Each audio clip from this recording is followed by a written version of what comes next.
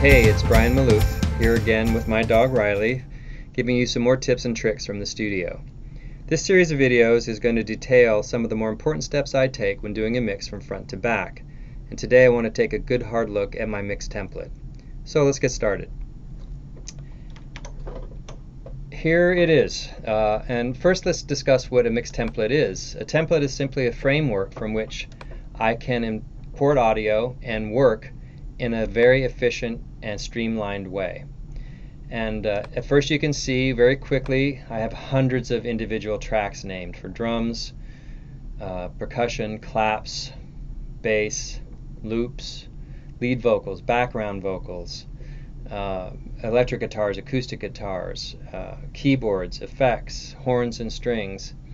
And there are mono and stereo tracks in every one of those groups. So I can quickly import audio to one of those tracks that I've already made, and inside those tracks I have, as you can see here, instantiations of plugins that I regularly use.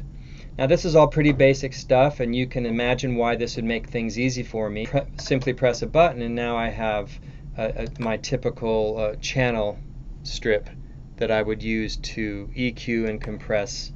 Virtually every instrument in this template has an SSL plugin instantiated on it. But again, I don't really want to cover those individual tracks today as much as I want to show you my Pro Tools 11 mix template. This had to change quite a bit from 11. This is 9 years in the making, this template. And with the advent of offline bounce, I've really had to rethink how I do things. And I actually might show you this template in two separate videos because there are many aspects of it that are worth taking a look at. Today though, I want to take a look primarily at the bus routing. And this is a very important part of my mix process. It helps keep me streamlined and it helps keep my workflow really humming. So let's take a look at the most complex one, which is the drums. And I'll show you here that the drums are separated into 7 auxiliaries: kicks, snares, toms, cymbals, drum rooms, drums compression, that's a parallel compressor, drums effects.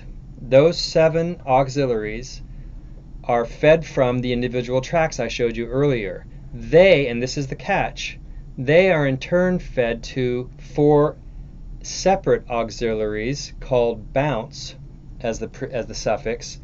And when I print when I print drum stems, they come out as a 4-stem group: kicks, snares, top kit, and drums effects, which includes the parallel compression bus. So why do I do this? Well, I do this because an offline bounce in Pro Tools 11 consists of everything, that is processing and audio, that appears at the DSP cache point. So why do I need to double bus? In some, you could think of it as double busing. I need to go to kicks bounce from kicks aux, because if I bounce from the kicks aux, none of the processing I put on the kick drums will appear at the mix point, at the mix bounce, at the offline bounce. If I'm printing stems, of course, if I'm printing the stereo mix, that wouldn't be an issue. But I love this idea of printing all my stems with 1 or 2 passes offline, and it allows me quickly to move on to the next project. So again, I have to take the auxiliaries that are fed from the individual tracks to a second auxiliary, which has, as you can see, nothing on it. It's simply a way to monitor and to perform a bounce. This streamlined use of Pro Tools 11 has really been a big deal for me, and I took a lot of time kind of sussing out the routing to make it make the most sense. So quickly, I have 4 drum stems that are made, 1 loop stem, 1 percussion stem, 1 clap stem, and so on and so forth, totaling about 16 separate stems that make up my entire mix.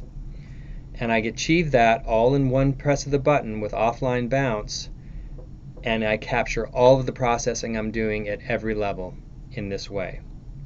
So that's about it for mix session 2 I'll be back with you in the next one with another look at the templates and how I manage outboard gear and how I manage effects returns. It's again all custom designed to help make my workflow in Pro Tools 11 really, really efficient. So goodbye for now. See you soon.